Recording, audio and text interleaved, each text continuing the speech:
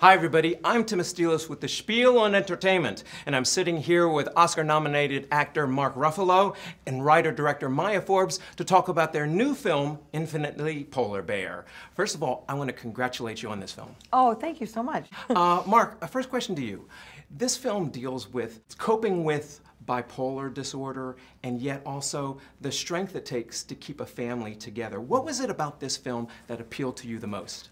I guess, honestly, the balance between the humor and the pathos, and ultimately, it just felt real that this is real family and how families really are in one way or another.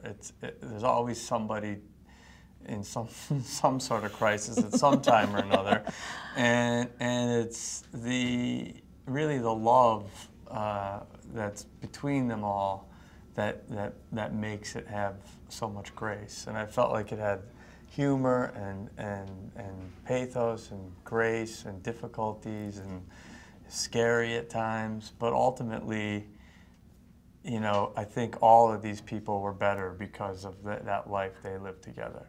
Now, I saw in previous interviews that you've been conducting for this film that some members of your family have struggled with bipolar disorder. Yeah. So how does that personal experience factor into what you brought to the role?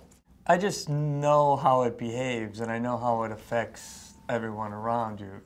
Maya says it's a family disease, and that's totally true. But it really is also something that solidifies a family. It's something that you learn a great deal about yourself and the world by dealing with it in one way or another.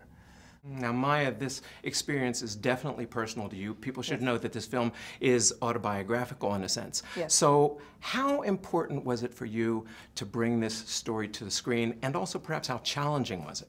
Well, when I finished the script, I thought, I'm going to direct this film because I want it to be warm, and I want it to have a lot of love in it, and I want it to have humor in it, and all those things don't necessarily, not everyone would necessarily bring those elements to this story. Now, me saying that I'm going to direct it meant that it might never get made. I mean, I had never directed a movie, so it was sort of a feeling of either I'll direct it or it will never get made. So it was important for me that it exists, but in the right way. What was great was that I learned, so if you're a first-time filmmaker, your job is to convince one person at a time that you have a vision for the film. So I convinced this person. No, I did most of the convincing. I read it, I came in, I said, I have to play this part, and you have to direct it. And yeah, I normally don't go after parts quite that vehemently. I don't have that much confidence that way, and I don't. It just isn't really my style. So that I did that really was showed how much I believed in the script and how much I believed in you. What impressed me with the concept of this film is that you're dealing with the seriousness of dealing with bipolar disorder, and yet there were touches of humor. How was it finding that right balance of the two? I wanted it to sort of be proportional to what life had been like, which is that my father, who had a severe illness, was not always in a hospital and was not always in a manic episode. I mean, that would happen, but that wasn't his normal state of being. I mean, so it was important to. I mean, there were a lot of great moments with him, and then there are just moments where he was annoying and the kids are annoyed with him, and that's funny. Yeah, a lot of the stuff that's funny isn't funny if you're part of it. Yeah. It's funny as you sit there watching it. You know. I have to make a confession here, is that I was one of the background extras on your film. Oh my God! I felt like you looked familiar. Yeah, well, I'm glad somebody noticed me. Oh my God! Are you joking? Why did you say something? Well, I think somebody might have wrestled me to the ground for one thing. But yeah, it was the scene in the restaurant where you're talking with your parents. Oh yeah. So I'm sitting at a table right beside you. But what I noticed on set was that there was a very light and sort of fun atmosphere for this film. I think that was the day Keir Delay was there. Mm-hmm. Yes, and I remember Keir said, "I love this vibe," because he'd worked with all these really mean directors. I mean, in the past.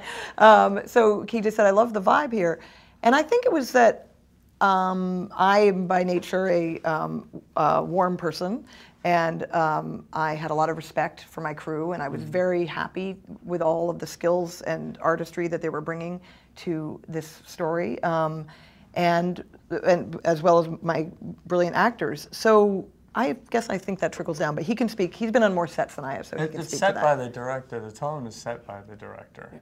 And then everyone else sort of plays off that. But you know, you do have you're very warm.